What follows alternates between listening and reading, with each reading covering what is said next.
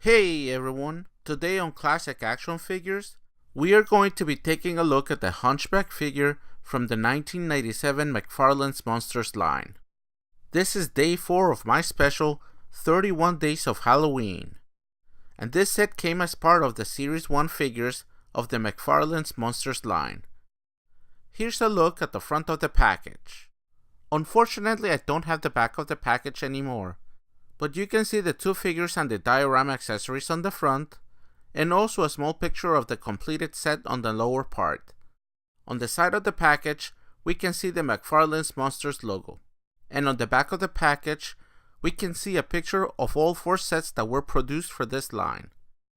Anyway, the box comes with everything you see here, plus the Hunchback figure. Unfortunately, my figure's head broke right out of the package, so that's a bit of a bummer. However, that was a common issue with many of the early McFarlane's toys, where certain pieces of the figure would just break apart. Let's go ahead and take a closer look at all of the items that come in the package. There's the hook for the bell, which is done with a bronze type of color. And we also get the rope for the bell. We get 2 of these rock formations, which go on the top part of the display. We get a cool looking gargoyle, and I really like the details found on this light gray figure. It really looks like it's made out of stone. There's also this top of the diorama which reads, Cathedral of Notre Dame de Paris, and on the back it reads Notre Dame. We also get 4 of these columns which look quite nice, and they each have a different peg, so it's easy to tell where they go on the base. Here's the base, and you can clearly see all of the different pegs where the columns will go. Here's a look at the bell. Unfortunately, it doesn't really make much of a sound since it's just made out of plastic, but it has great details at the top, and I like the overall look of this piece.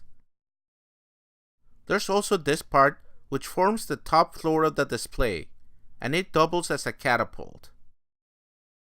And here's a look at the executioner. He's about 3 3/4 inches tall, and there's some pretty cool blood spattering accents on his giant axe. He's done in an all black color with some silver highlights for the belt, his chainmail, and the bracelets. I also like the blood red eyes on the hooded face. It's a really well sculpted figure with tons of little details. The executioner has some basic articulation. He can rotate his head, his arms can swivel, and his right hand can also swivel. He can rotate at the waist, but his legs are in a static pose. I do like the oversized axe, and I think he's the standout figure of the set. And finally, here's a look at the Hunchback figure. It's a well-designed figure with cool details on the face, and also on the stitches on his clothes. It's a shame that his head broke off.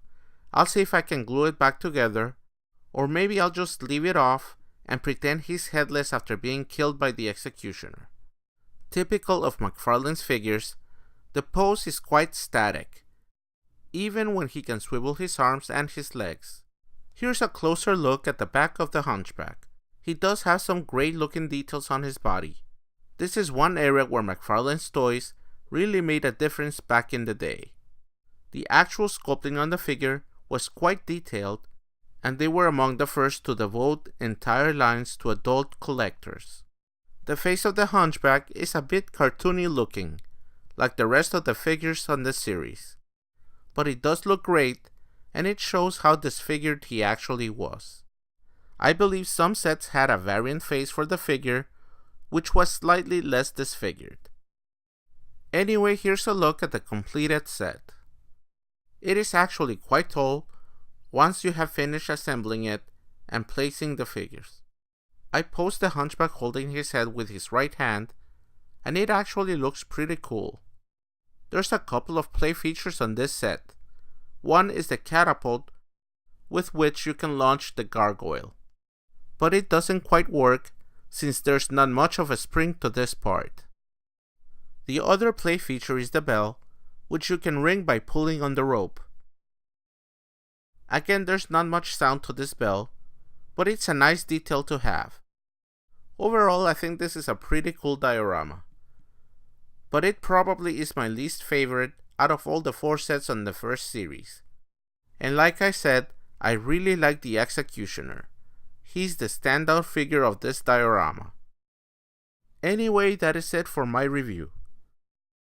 Please come back tomorrow for another toy review for day 5 of my 31 Days of Halloween special. Thank you so much for watching this video, and until next time, take it easy.